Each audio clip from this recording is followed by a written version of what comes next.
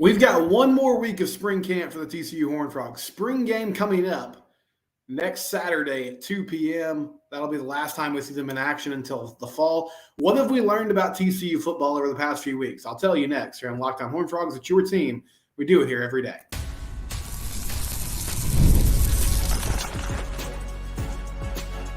You are Locked On Horned Frogs, your daily podcast on the TCU Horned Frogs. Part of the Locked On Podcast Network, your team every day.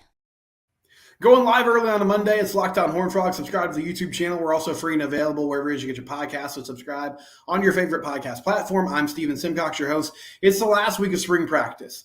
TCU will have a spring game on April 27th, this upcoming Saturday at 2 p.m. If you're headed out there, I think that's a great idea. Get out there, see the team. If you're going to watch it on TV, because I believe it'll be on ESPN Plus. I haven't seen that officially announced, but it has been in the past. I will caution you. Usually when they put it on television, they'll show you some of the practice, but they're also going to talk. They'll do some interviews. They'll probably do some like preseason preview type of things. So just be aware. Like you're going to see some football, but probably it'll be in and out and interspersed between some different things they're doing with the broadcast. But bottom line is we got one more week to hear some reports about this team, hear from them with the media, and then get to see them in a simulated scrimmage against one another before, and that'll be really the last time we hear about them before media days, right? So what have we learned about TCU football over the past few weeks as they've been going through spring camp? I'm going to talk about some of the biggest questions we had going into the spring and whether or not they've been answered. When we talk about the running back position, I actually feel pretty confident about this group going into the year. I know, as I've said many times, there is not a lot of returning production. There's talent here, but there really isn't anybody in that room aside from, I guess, Trey Sanders, who has had consistent production throughout the years. Trent Battle has had his moments. He's had opportunities. Maybe that'll increase this upcoming year. But I believe your starter is going to be Cam Cook, who is a sophomore. He was a true freshman last year out of Round Rock Stony Point, former four-star recruit, very talented player out of high school. I think he's going to be your guy. He's going to be the bell cow of this offense. Behind him, you have Trey Sanders, and then you have Trent Battle, who has been a good player for the Frogs the past couple of years, especially catching the ball in the backfield, making some things happen in the passing game. And you have two young guys in Nate Palmer and Jeremy Payne, who you can use as well if you want to. Now, both these guys are true freshmen. They're also talented players. The more I think about this running back group, I don't see them adding somebody in the offseason. Maybe they do. I mean, we could definitely see it, right, through the transfer portal. But I think you can go one of two ways with that. Either you go get a starting running back, which I would imagine is going to cost you a good amount of your resources in an IL. And I wonder how much college teams approach the running back position like NFL teams do. We have seen over the past, especially 5 years, but really before that, I mean, the first time we really started hearing about it was with Le'Veon Bell and the Steelers and that whole situation. They kept franchise tagging him. He wanted a big deal. He eventually sat out an entire season, got a pretty significant deal from the Jets.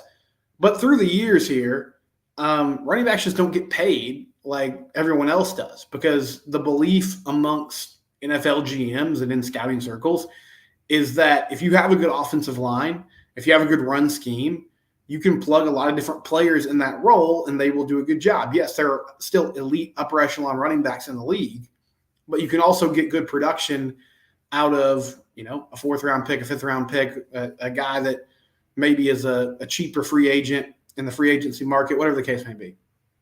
So I wonder if college teams start to approach it that way as well. Do you go pay a running back a lot of money to come be here for 1 year? Does that make the most sense when you're trying to allocate resources accordingly? I think with TCU, again, not a lot of experience, but you got a good mix of talented players that should be able to hold it down and make things happen if, and this comes into our next point, if the offensive line can hold up. And with the O-line, I think the running back question has really been answered. I feel like Cam Cook's going to be the guy, and you have 3 or 4 guys behind him that will also get opportunities and should complement each other well.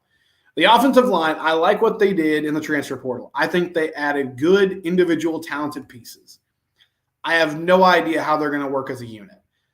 I'm hopeful that eventually they'll come together and be really good. Bless Harris at tackle.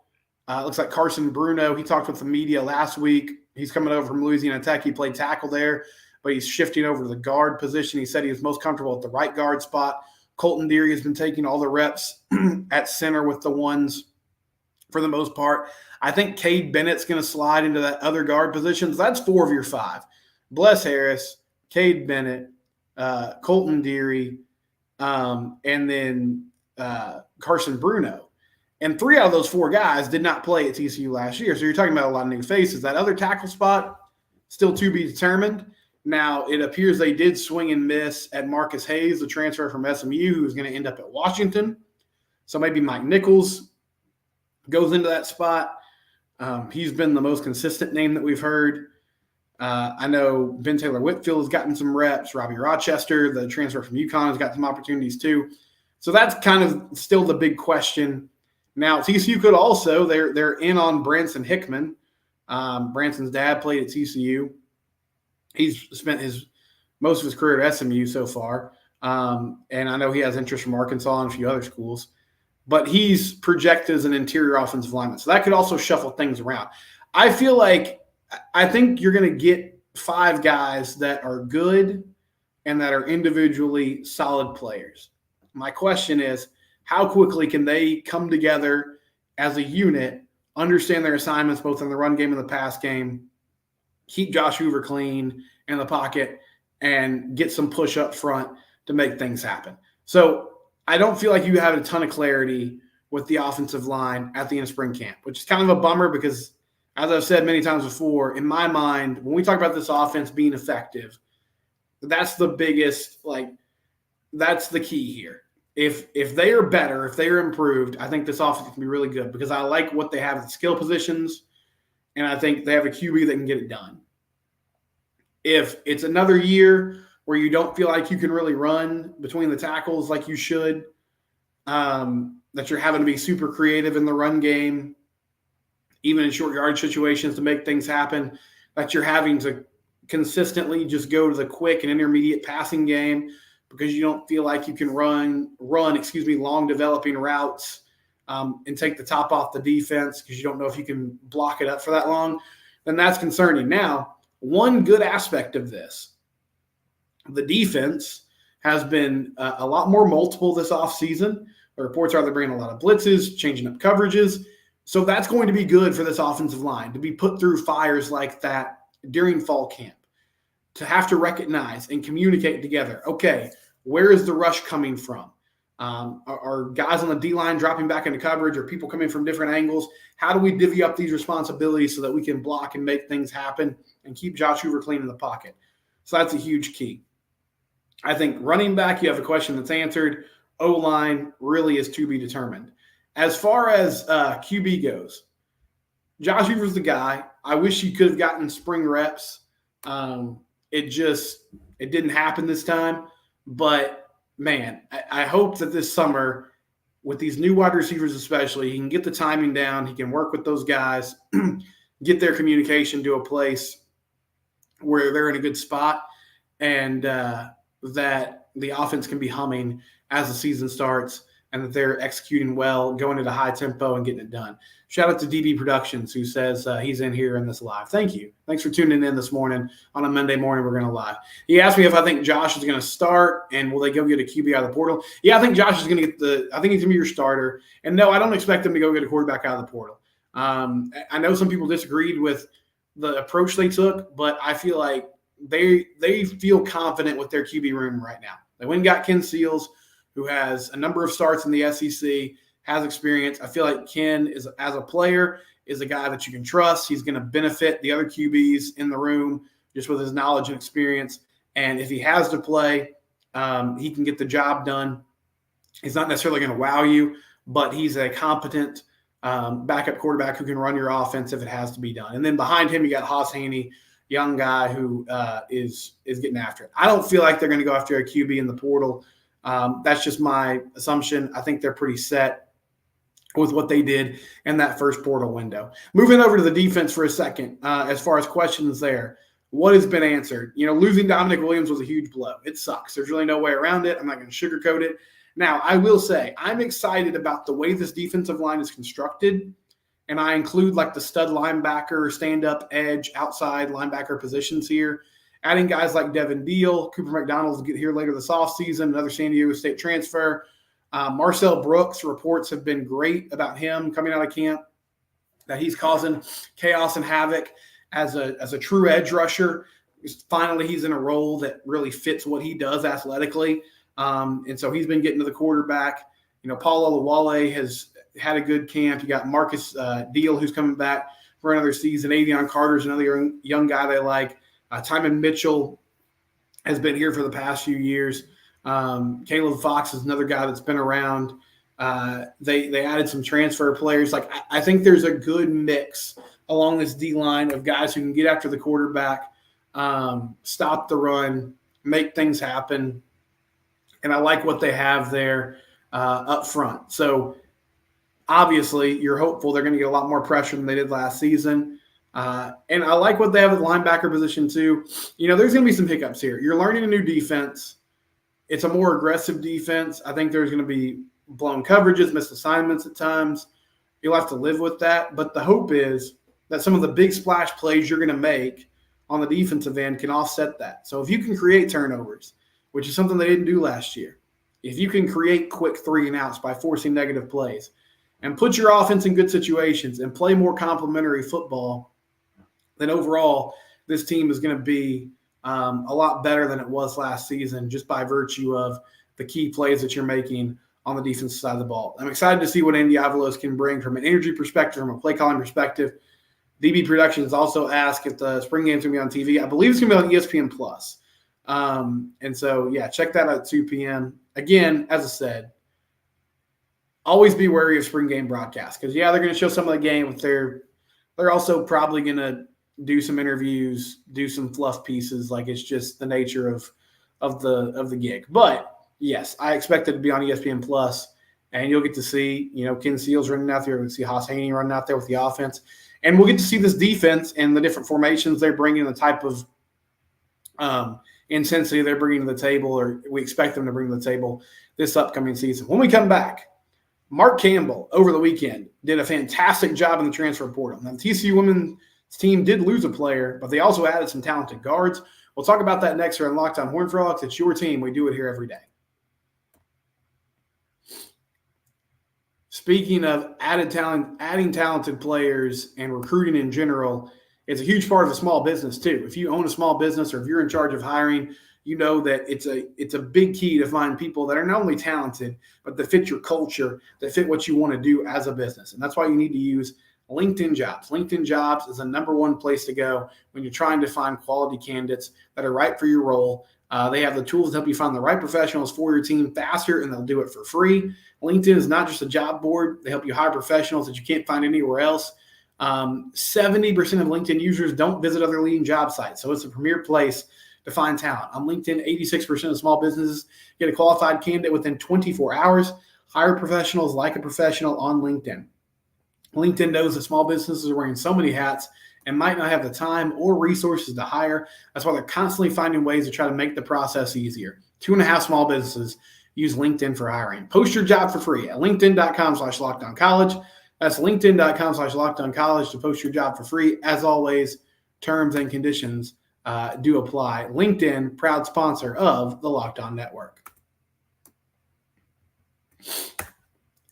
So talking to TCU hoops for a minute, the men's basketball team still working on the transfer portal. At the moment, only got one commitment. Frankie Collins, point guard from Arizona State. They had landed C.J. Walker, a forward from UCF, but a couple days after his commitment, he ended up decommitting. I know they had Noah Reynolds, a guard from Green Bay, in for a visit a couple weekends ago. So still waiting to hear news on where he might end up. They're pursuing some other players. But sort of out of nowhere, on Friday, a lot of news started coming down about what Mark Campbell and the TCU women have been doing in adding talent. So I guess we'll back up a little bit. Sedona Prince is coming back, which that shocked me. I didn't realize she had any eligibility left. It turns out because she broke her finger in the second conference game of the season last year against Baylor, she ended up submitting a hardship waiver to see if they would allow her to get another year of eligibility. And They did. And so Sedona Prince, I mean, when she was healthy, her and Madison Connor were the best players on the team last season. She missed a lot of time after that Baylor game. And then, of course, they had more injuries. They had to forfeit a few games. But this past year, she was really effective as a post player. Ended up averaging 19 points a game, almost 20 points a game, averaged 19 and 9 as far as points and rebounds. So almost a double-double. Really good in the post, can make things happen as a mid-range shooter, is a willing passer. And so they would use her in the high post as well, would kind of run the offense through her at times. So super excited that they're getting another year, because that seemed like, kind of a one and done thing. And one concern I had about this team going into next season is it was really unfortunate. It felt like they put together a group of girls that were just going to be together for 1 year, because there was a lot of transfer portal ads and players that were at the end of their eligibility.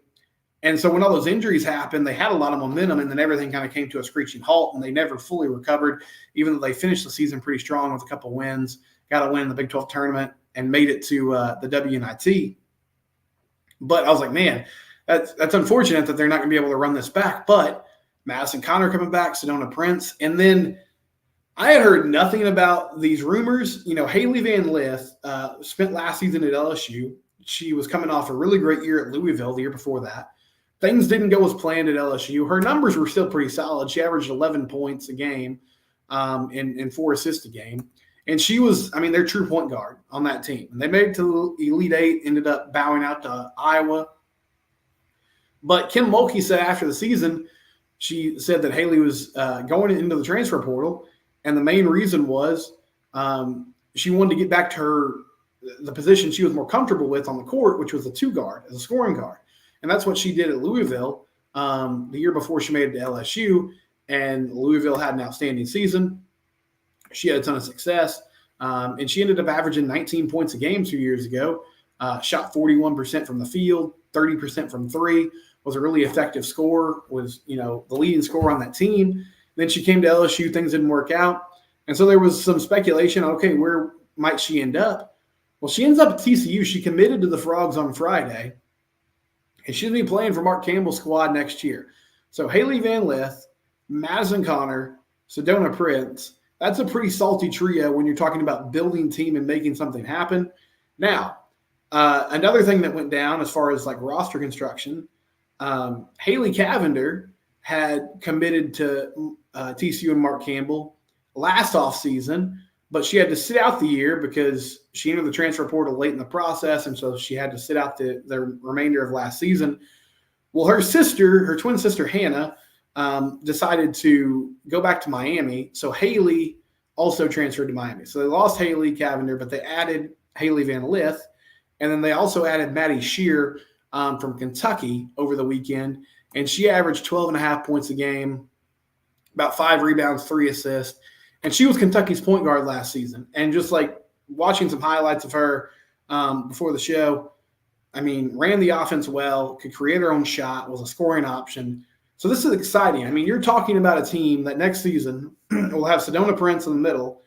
And then with Connor and Van Lith and Shear, and I'm sure they're going to add a few more players here, but they will have some knockdown shooters and also players that can create their own shots off the dribble. So, Van Lith and Shear especially are not just, running off screens, shooting a bunch of threes. They can also take the ball off the bounce and get their own shots. And Madison Connor can do that as well. So can't say enough about what Mark Campbell has done. This is all he was the main recruiter at Oregon when Sabrina Ionescu was there, and he put together some great talent. They ended up making it to the Final Four. I know at least one season there. And then he went to Sacramento State, did a nice job there, got this job at TCU.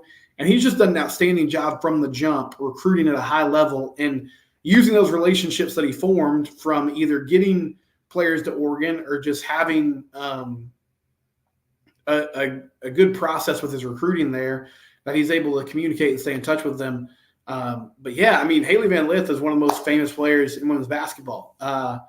Sedona Prince is very popular on social media as well. So it's cool for the brand, but also more importantly, it's just they're getting good basketball players and they're raising the talent level of of the program. So outstanding job and really surprising results in what they've been able to do so far in building this team. When we come back, we got to talk some baseball. Frogs dropped 2 out of 3 to Texas. And, I mean, again, this lineup, they just cannot hit the ball. We'll talk about that next here on Locked On Horned Frogs. It's your team. We do it here every day.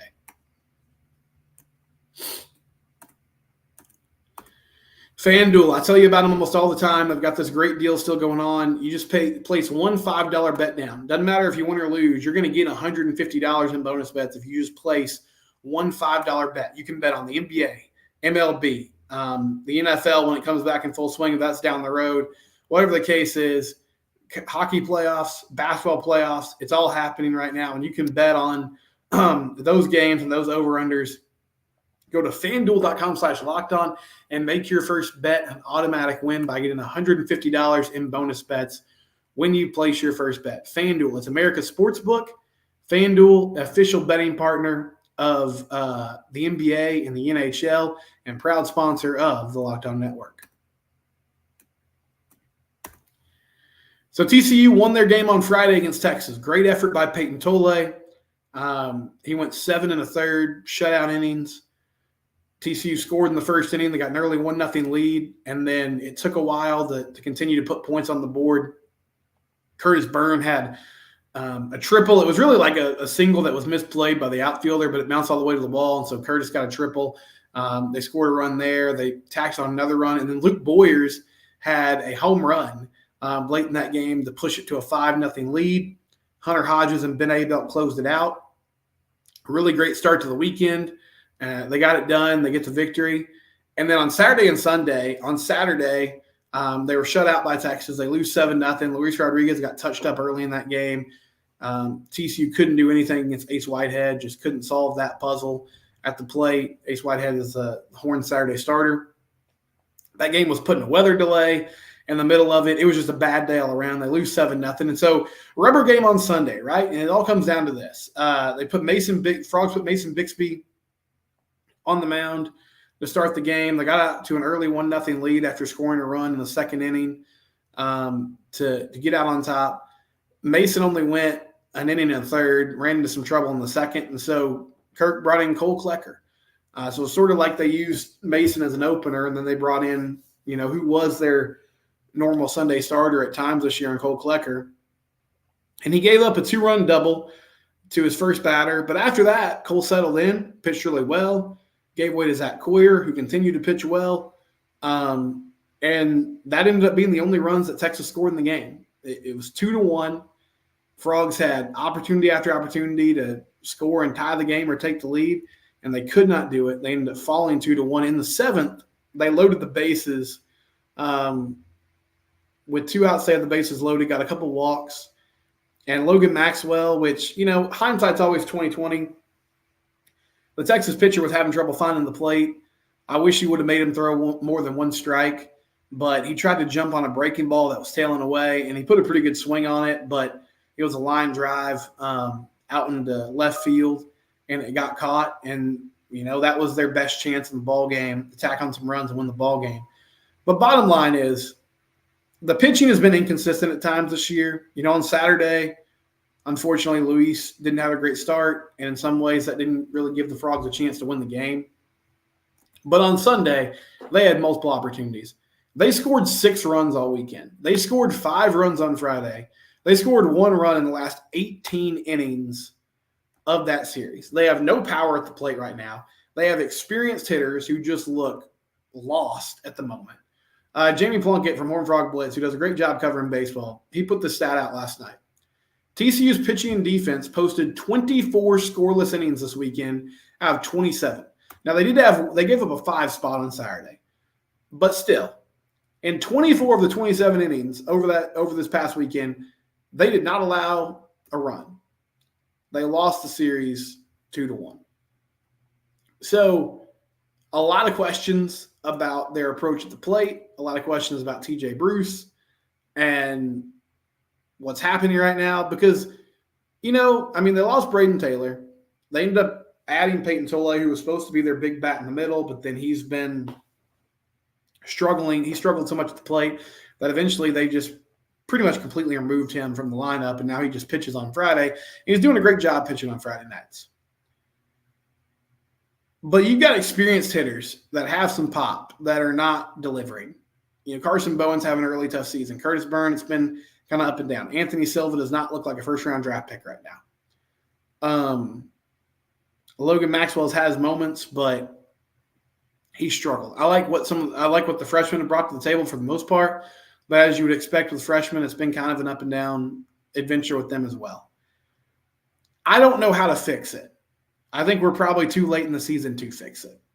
And I know last year they had a great run, but if this continues, there has to be some serious evaluations at the end of the year.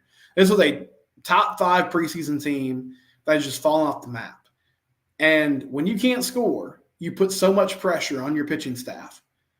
It makes it really tough to win games. And even yesterday, when you give up 2 runs, can't find a way to scratch across enough runs to win the ball game. When they went down 5-0 on Saturday, it was like, okay, game over. Because they don't score. They don't push runs across. And I know everybody's frustrated, and I'm sure part of it's just mentally. The frustration has kind of played into itself, and guys are pressing too much. But they're 5 games under 500 in Big 12 play. At the moment, they would not make the Big 12 tournament. And it's really hard to sweep teams and put together win streaks when you can't score runs. So unless this changes, we're looking at a really disappointing end to the season for TCU baseball. You got 9 conference games left. You got 3 series left in Big 12 play. There's not a lot of time to get this fixed. So, just concerning times for the Frogs and not getting it done right now. We'll be back tomorrow. They play DBU on Tuesday. We'll cover that. We'll be here talking about the team throughout the season. It's Locked On Horned Frogs. It's your team. We do it here every day.